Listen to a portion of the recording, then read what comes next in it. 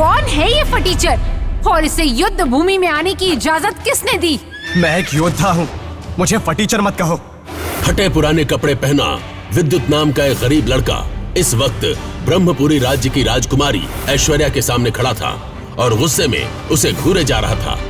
विद्युत के शब्दों में आग थी, लेकिन जवाब पूरा होने से पहले ही दो सैनिकों ने उसे कसकर जकड़ लिया और विद्युत अपने आप को सैनिकों से छुड़ाते हुए चिल्लाया, छोड़ दो मुझे, वरना। उसकी आवाज पूरे मैदान में फैल गई और सभी की नजरें विद्युत पर टिक गई। तभी राजकुमारी ऐश्वर्या विद्युत का मजाक उड़ाते हुए बोली, फटा हुआ कुर्ता, पुराना लॉकेट और एक साधारण सा भाला लेकर तुम खुद को कोई योद्धा समझ रहे हो? राजकुमारी ऐश्वर्या के मुंह से ऐसी बातें सुनकर पूरा मैदान ठहाकों से गूंज उठा, लेकिन विद्युत की आंखों में आग सी जल उठी। उसका चेहरा गुस्से से लाल हो गया और वो भरे पूरे मैदान में राजकुमारी पर गरजते हुए बोला, अपनी शक्ति पर इतना घमंड मत करो राजकुमारी। आज मैं चाहूँ तो तुम्हें इसी मैदान में हराकर साबित कर दूंगा कि असली योद्धा कौन है। दरअसल इस शक्ति स्थल पर ब्रह्मपुरी राज्य की सबसे बड़ी प्रतियोगिता होने जा रही थी, जहां जीतने वाला योद्धा बनता था राज्य का रक्षक और उसे उपहार में मिलता था अपने पूर्वजों की रहस्यमय गुफा में जाने का मौका और कई अलौकिक शक्तियां। लेकिन ये मुकाबला लड़ने का हक सिर्फ ब्रह्मपुरी राज्य के लीडरों और उनके शिष्यों को ही था और विद्युत उनमें से कोई नहीं था। न वो किसी बड़े लीडर का बेटा था और न ही उसके पास कोई गुरु था और न ही दौलत थी जिससे वो कोई शक्तिशाली हथियार खरीद सके। वो तो बस एक मामूली सा लड़का था जो कि अपने दम पर इस शक्ति स्थल पर पहुंचा था और यही बात राजकुमारी ऐश्वर्या को चुभ गई थी। तेरी इतनी औकात नहीं कि तू इस मैदान में कदम रख सके और तू जुबान चला रहा है। राजकुमारी के मुंह से निकले ये अपशब्द तीर बनकर विद्युत के सीने में उतर गए। उसकी मुट्ठियां भींच गईं और गुस्से से आंखें लाल हो गईं। मैं अपने माता पिता का अपमान जरा भी बर्दाश्त नहीं करूंगा। ये कहकर गुस्से में विद्युत ने अग्नि का गोला तैयार किया और झटके से राजकुमारी की ओर फेंक दिया। मगर राजकुमारी ऐश्वर्या सिर्फ नाम की राजकुमारी नहीं थी, वो युद्ध कला में निपुण थी। उसने सिर्फ एक हल्की सी मुद्रा बनाई और विद्युत का अग्नि गोला हवा में ही रुक गया, फिर अचानक ही धुएं में बदलकर गायब हो गया। पूरा मैदान फिर से हंसी और उपहास से भर गया। इसे मैदान से बाहर फेंको, इसका यहाँ कोई काम नहीं। राजकुमारी के आदेश पर सैनिकों ने विद्युत को मैदान से बाहर कर दिया, लेकिन विद्युत की आंखों में अब भी वही ज्वाला थी। गुस्से में वो युद्ध स्थल से बाहर आया और बाजार से गुजर रहा था, तब अचानक उसने वो देखा जो आम इंसान कभी नहीं देख सकता था। अरे देखो, आसमान से सूरज नीचे आ रहा है। ब्रह्मपुरी राज्य में अपनी बूढ़ी दादी के साथ रहने वाला ये लड़का विद्युत बाजार में एक अजीब सी चमकती रोशनी देखकर हैरान रह गया, लेकिन विद्युत अनजान था कि उस रोशनी के पीछे छुपा है उसका असली भाग्य और एक ऐसी जंग जो उसकी दुनिया बदल कर रख देगी। भीड़ भाड़ वाले बाजार में लोग अपने अपने काम में लगे थे, पर विद्युत की आंखें आसमान की तरफ टिकी थी। उसे सचमुच ऐसा लगा मानो सूरज धीरे धीरे धरती की ओर उतर रहा हो, लेकिन लोग उसकी बात सुनकर हंसने लगे। पागल है क्या? क्या बकवास कर रहा है ये? विद्युत की इस बात पर लोगों ने जोर से ठहाके लगाए और हर तरफ हंसी गूंज उठी, लेकिन विद्युत के चेहरे पर एक गंभीरता थी। उसने किसी की परवाह नहीं की और बेचैनी में वो किले की ऊंची मीनार पर चढ़ गया और मशाल आग के कुंड में डाल दी।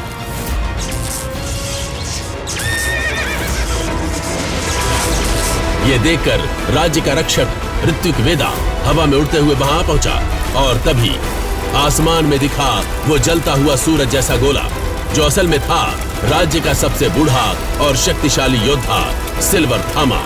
ऋत्विक वेदा तुरंत हवा में उड़कर उस जलते गोले को रोकने पहुंचा, जिससे दोनों वीर आमने सामने आ गए। ऋत्विक वेदा ने उसे बचाया और पूछा कि उसके साथ क्या हुआ, तो योद्धा सिल्वर थामा बोला, एक रहस्यमय योद्धा मुझसे मेरा अग्नि ग्रंथ छीनना चाहती थी, पर मैं ये ग्रंथ इसके सच्चे वारिस को ही दूंगा।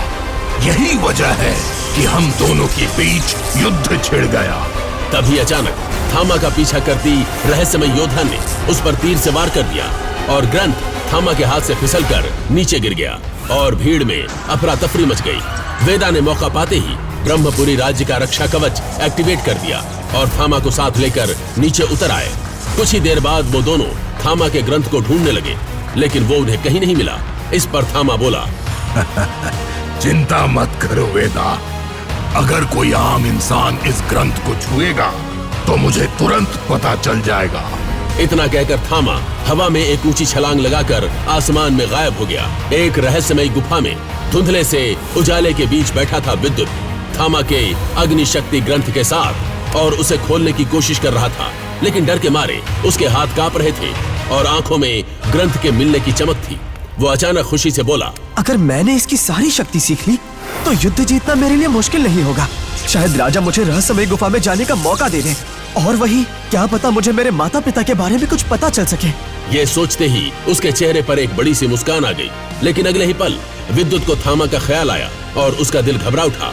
लेकिन तभी तेज हवा चलने लगी और विद्युत का लॉकेट चमकने लगा।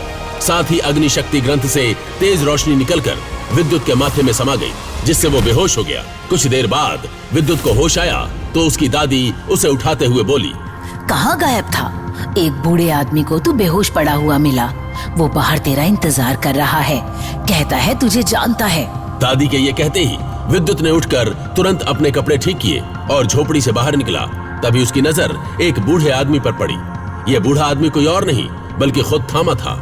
लेकिन विद्युत थामा को ज्यादा भाव नहीं दे रहा था। उसे तो कैसे भी करके उस युद्ध भूमि में जाना था, क्योंकि उसे लगता है कि शायद इस गुफा में जाने से उसे पता चल जाएगा कि उसके माता पिता कहाँ हैं। थामा ने उसे बताया कि वो विद्युत को जानता है।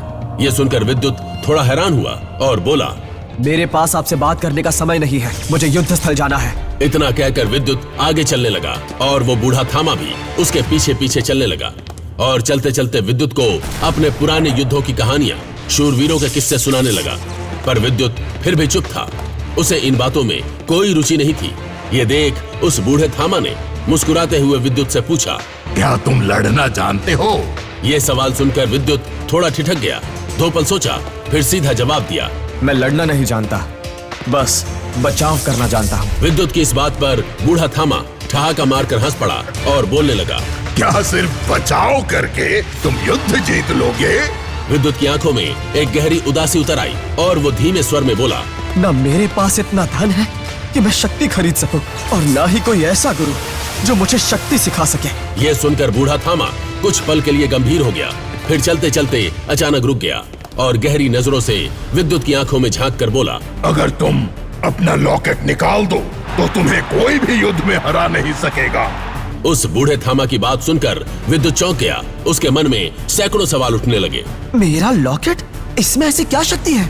लेकिन तभी शक्ति महल की ओर से घोषणा शुरू हो गई और नगाड़ों की आवाज गूंजने लगी। युद्ध आरंभ होने वाला है, सभी योद्धा अपने स्थान ग्रहण करें। विद्युत का दिल अब तेजी से धड़कने लगा। क्या आज उसकी किस्मत बदलने वाली थी? शक्ति महल के विशाल द्वार धीरे धीरे खुलते हैं। भीतर युद्ध की भयंकर तैयारी, बाहर हजारों की भीड़ थी। हर कोई सांस रोककर इस दृश्य को देख रहा था और उन्हीं के बीच तेज कदमों से चलता हुआ विद्युत अंदर आया और उसके साथ थे रहस्यमय योद्धा सिल्वर थामा। तैयार रहो विद्युत, ये सिर्फ युद्ध नहीं, तुम्हारी पहचान की पहली परीक्षा है।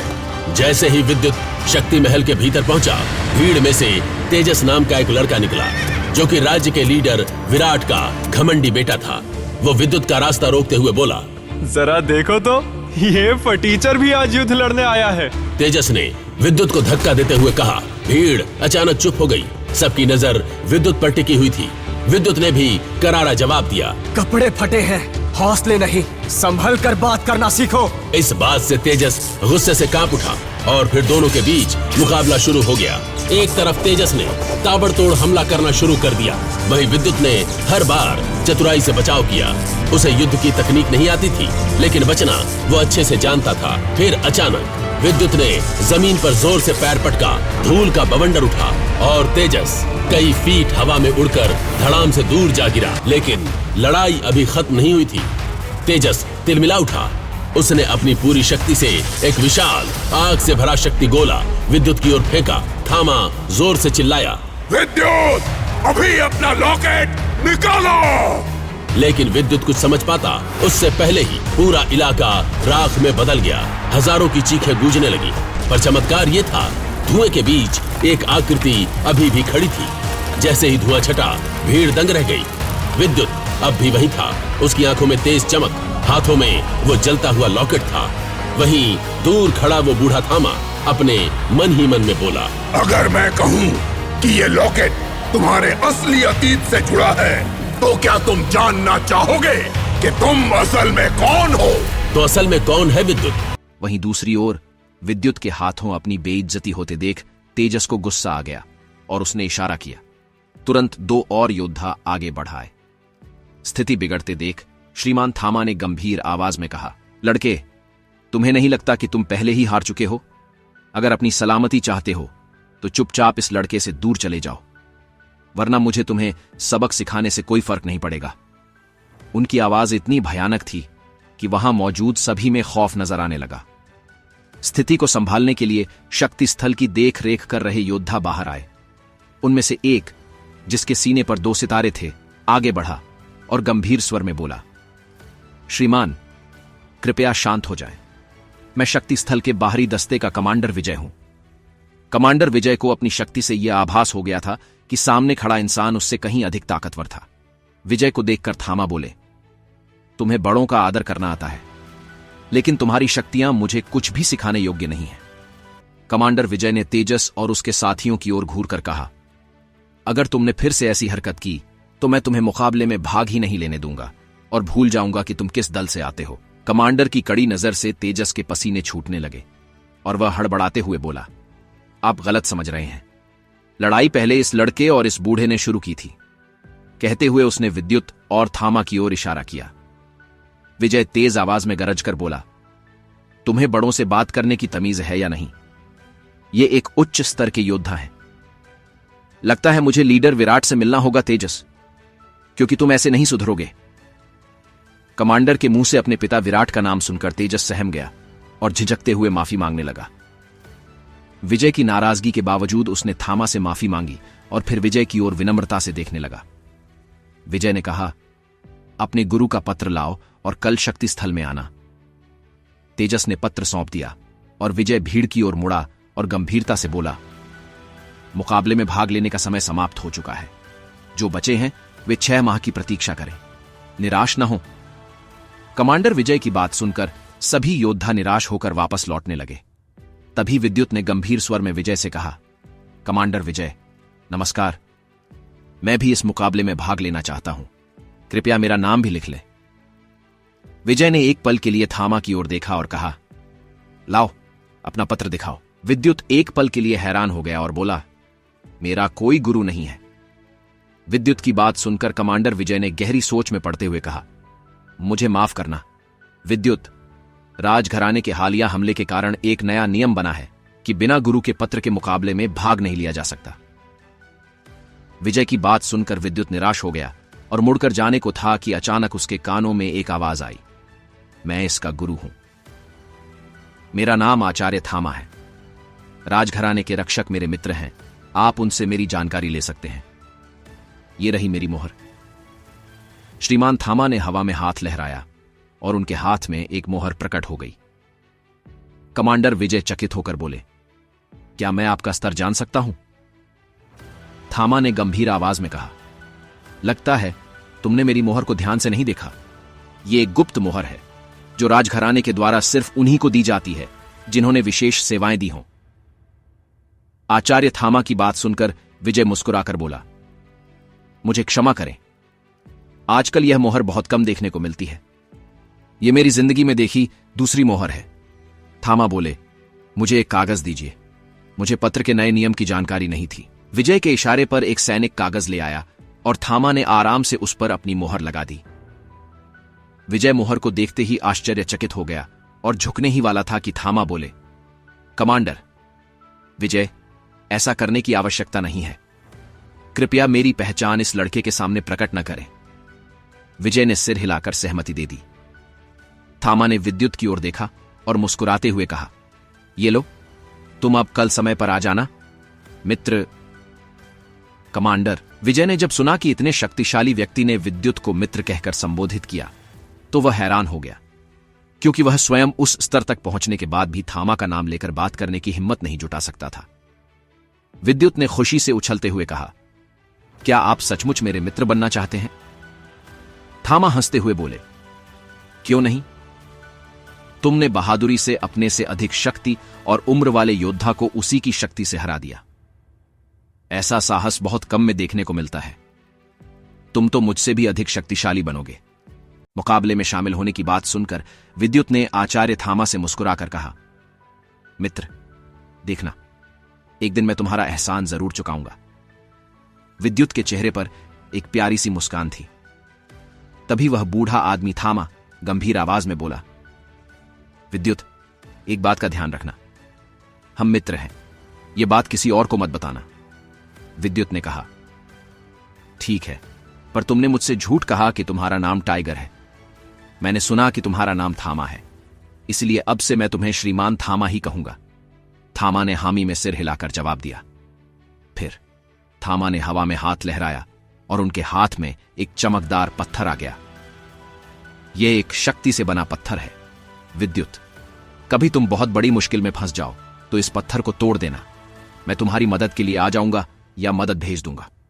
और एक बात, रात को जब चांद सिर पर हो और हवाएं तेज हों तो पहाड़ी पर मिलना पर होश में। थामा के चेहरे पर मुस्कुराहट थी। थामा की बात सुनकर विद्युत मुस्कुराने लगा और वहां से जाने लगा। विद्युत के जाते ही थामा ने अपने पंख निकाले और तेज रफ्तार में गायब हो गए। कमांडर विजय ने यह नजारा अपनी आंखों से देखा और हैरान रह गया, क्योंकि पंख बनाकर उड़ने की शक्ति सिर्फ एक मूल शक्ति स्तर का योद्धा ही कर सकता था। विजय की आंखों में खौफ था और उसके मन में सवाल उठ रहे थे, यह बूढ़ा आदमी आखिर कौन था? दुदुसी के राज्य के रक्षक और थामा की लड़ाई के दौरान उसकी शक्ति की वजह से कोई उसका चेहरा नहीं देख पाया था, इसलिए आज तक कोई नहीं जानता था कि उस दिन वह योद्धा कौन था। कमांडर विजय को जब कुछ समझ नहीं आया तो वह लेटर हाथ में लिए शक्ति महल की ओर चल पड़ा। उसके पीछे पीछे सभी सैनिक भी महल में चले गए। असल में शक्ति महल का संचालन सुपर 7 वॉरियर में से एक कर रहा था, जिसे देव योद्धा भी कहा जाता था। उसने आर्यवर्त के हर राज्य में एक शक्ति स्थल की स्थापना की और अपने दिव्य मंत्रों से उसे सिद्ध किया था। यहां एक महादिव्य अस्त्र भी स्थापित था। हर योद्धा शक्ति महल से इस अस्त्र की तकनीक और विद्या हासिल करना चाहता था। हर 6 महीने में देश के कोने कोने से योद्धा इस विद्या को सीखने आते थे, पर यह अस्त्र खुद ही अपना वारिस चुनता था। पिछले 5000 सालों से कोई भी इस अस्त्र की तकनीक को जान नहीं पाया, इसीलिए कई लोग इसे मिथ्या मानने लगे थे। रात्रि का समय, हवा तेज बह रही थी, चांद आकाश में ऊपर आ चुका था। एक लड़का पहाड़ी की चोटी पर खड़ा हर दिशा में झांक रहा था। तभी उसे एक भारी आवाज सुनाई दी, किसे ढूंढ रहे हो? लड़के? आवाज सुनकर विद्युत ने पीछे मुड़कर देखा तो लाल कपड़ों में एक बूढ़ा आदमी खड़ा था, जिसके माथे पर चोट का निशान था। विद्युत ने मुस्कुराते हुए कहा, अरे मित्र, तुम आ गए, मैं तुम्हारा ही इंतजार कर रहा था। विद्युत की बात सुनकर थामा मुस्कुराया और पहाड़ी पर एक बड़े पत्थर पर बैठते हुए बोला, मित्र विद्युत, क्या मैं तुमसे कुछ पूछ सकता हूं? विद्युत ने हड़बड़ाकर जवाब दिया, हां हां, क्यों नहीं मित्र। थामा ने कहा, तुम्हारे शरीर पर यह निशान तुमने खुद बनाए हैं? और यह लॉकेट तुम्हें किसने दिया? यह सवाल सुनकर विद्युत थोड़ा परेशान हो गया, लेकिन बोला, देखो मित्र, यह निशान मेरे शरीर पर कैसे आए मुझे नहीं पता। मुझे अपना बचपन याद नहीं है। यह लॉकेट मेरी मां का है और यह भाला मेरे पिता का है। इससे ज्यादा मैं कुछ नहीं जानता। बस बूढ़ी दादी कहती हैं कि मैं बहुत खास हूं और यह निशान किसी को ना दिखाऊं। दादी के बाद यह बात सिर्फ तुम्हें पता है मित्र, क्योंकि मेरा तुम्हारे अलावा कोई मित्र नहीं है। यह कहकर विद्युत एक पल के लिए उदास हुआ और फिर मुस्कुराने लगा। तभी थामा ने कहा, कोई बात नहीं, लेकिन तुम्हें मुझसे एक वादा करना होगा। जब भी मैं किसी से लड़ता मिलूं तो तुम बीच में नहीं आओगे, जब तक कि तुम अपने 7 चक्रों को जागृत नहीं कर लेते। विद्युत ने एक पल सोचकर कहा, ठीक है मित्र, मैं वादा करता हूं, जब तक तुम्हारी जान को खतरा नहीं होगा मैं बीच में नहीं आऊंगा। विद्युत के मुंह से यह बात सुनकर थामा अजीब तरह से हंसने लगा और कुछ नहीं बोला। कुछ पलों के बाद थामा बोला, देखो मित्र विद्युत, कल जो मुकाबला होने वाला है उसमें 1000 से अधिक योद्धा भाग लेंगे। इसमें 15 से 18 साल तक के योद्धा शामिल हैं। कुछ ऐसे हैं जिन्होंने अपना पहला चक्र जागृत कर लिया है और कुछ ऐसे हैं जो दूसरा चक्र जागृत करने वाले हैं। तो अगर तुम्हें जीतना है तो तुम्हें अपना पहला चक्र जागृत करना होगा। इसलिए जब तुम मुकाबले में हिस्सा लोगे तो अपना लॉकेट उतारकर लड़ोगे। थामा की बात सुनकर विद्युत चौंक गया और उसकी आंखें बड़ी हो गईं। उसने तुरंत चौंकते हुए कहा, यह लॉकेट मेरी रक्षा के लिए है। थामा विद्युत की बात सुनकर गंभीर हुआ और बोला, विद्युत, तुम समझ नहीं रहे हो। यह लॉकेट तुम्हारी शक्तियों को दबाकर रखता है।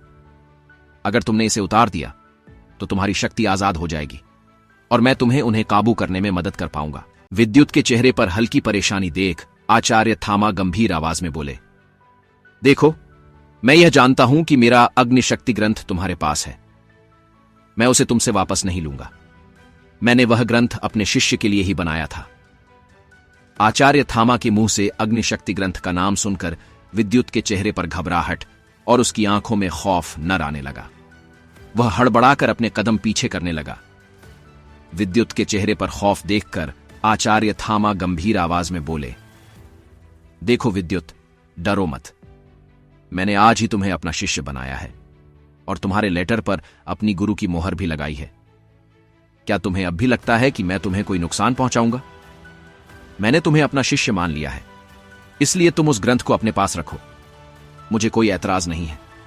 उसमें रफ्तार और बचाव की तकनीक है और उसके दूसरे हिस्से में हमले की तकनीकें हैं जो मेरे पास हैं। आचार्य थामा ने विद्युत को दिखाते हुए कहा, और जब विद्युत ने उनके हाथ में ग्रंथ का दूसरा हिस्सा देखा तो वह हैरान रह गया। विद्युत की आंखों में हल्की हैरानी देख आचार्य थामा गंभीर आवाज में बोले, देखो, अगर तुम मेरी बात मानोगे तो मैं तुम्हें युद्ध और लड़ाई की वह तकनीक सिखाऊंगा कि तुम एक दिन इस धरती के सर्वश्रेष्ठ ब्रह्म योद्धा बनोगे। तुम्हारा मुकाबला वे सुपर 7 योद्धा भी नहीं कर पाएंगे जिनका नाम इस दुनिया में फैला हुआ है। आगे का फैसला तुम्हारा है। आचार्य थामा महसूस कर रहे थे कि उनकी बात सुनकर विद्युत की आंखों में चमक आ गई थी और वे समझ गए थे कि यही सही वक्त है। वे आगे बोले, लड़के, इतना ही नहीं, मेरे पास एक रहस्यमयी तकनीक है जिसके इस्तेमाल से तुम इतने ताकतवर बन जाओगे कि तुम्हें कोई घायल नहीं कर पाएगा। लेकिन उसके लिए तुम्हें अपने 3 चक्रों को जागृत करना होगा और मूल तात्विक शक्तियों को हासिल कर उन पर काबू पाना होगा। आज मैं तुम्हारे पहले मूलाधार चक्र को जागृत करने में मदद करूंगा। यह कहते हुए आचार्य थामा ने एक गहरी सांस ली। वे समझ चुके थे कि विद्युत को मनाना बहुत मुश्किल है। आचार्य थामा की बात सुनकर विद्युत खुश होकर बोला, क्या सच में आप मेरे चक्र को जागृत करने में मदद करेंगे? आप सच में मुझे वह तकनीक सिखाएंगे? विद्युत की बात सुनकर आचार्य थामा हंसते हुए बोले, लड़के, ऐसा नहीं है, लेकिन मुझे यह पता है कि वह तकनीक कहां है। मैं तुम्हें वहां लेकर जाऊंगा, पर उसे तुम्हें खुद हासिल करना होगा। आचार्य थामा की बात सुनकर विद्युत का चेहरा उदास हो गया और वह सिर झुकाकर बैठ गया। तभी थामा बोले, इस तरह हार मत मानो। लड़के, इस दुनिया में हर चीज की एक कीमत होती है और बिना कीमत दिए इस दुनिया में कुछ नहीं मिलता है। देखो, तुम कितनी भी मेहनत कर लो, तुम्हारा लॉकेट दिव्य रैंक के तिलिस्मी मणि से बना है। यह शक्ति और ऊर्जा को खींच लेता है, इसलिए तुम्हारे आसपास कोई ऊर्जा नजर नहीं आती। इसलिए मैं चाहता हूं कि जब तुम्हें लगे कि तुम मुकाबला हारने वाले हो तो तुम इस लॉकेट को उतार देना। ज्यादातर योद्धा दूर से मुकाबला करते हैं, इसलिए तुम आराम से यह लॉकेट उतार सकते हो। आचार्य थामा की बात सुनकर विद्युत ने एक पल सोचते हुए हामी में सिर हिला दिया। विद्युत की हामी देखकर आचार्य थामा गंभीर आवाज में बोले, लेकिन तुम्हें एक वादा करना होगा कि जब तक तुम बहुत ताकतवर नहीं हो जाते तब तक तुम किसी के सामने अग्निशक्ति ग्रंथ की तकनीक का इस्तेमाल नहीं करोगे। यह तकनीक बहुत खास है और जिस दिन तुम किसी अग्निमूल तत्व शक्ति को हासिल कर लोगे तब तुम्हें इस तकनीक की ताकत का पता चल जाएगा। आचार्य थामा की हर बात को विद्युत बड़े ध्यान से सुन रहा था। उसने अपने हाथ को अपने भाले से काट दिया। उसके हाथ से रक्त निकल रहा था। विद्युत ने अपना हाथ सामने लाते हुए कहा, मैं विद्युत रघुवंशी इस धरती, आकाश, जल, वायु और अग्नि को साक्षी मानकर वचन देता हूं। जैसे जैसे विद्युत बोल रहा था, आकाश में भयानक बिजली कड़क रही थी। तेज हवाएं चलने लगीं और बारिश होने लगी। आगे की कहानी जानने के लिए देखें अगला एपिसोड सिर्फ पॉकेट एफएम के यूट्यूब चैनल पर और ब्रह्म योद्धा द डिस्ट्रॉयर के सारे एपिसोड्स को सुनने के लिए डिस्क्रिप्शन में दी लिंक से डाउनलोड करें पॉकेट एफएम ऐप।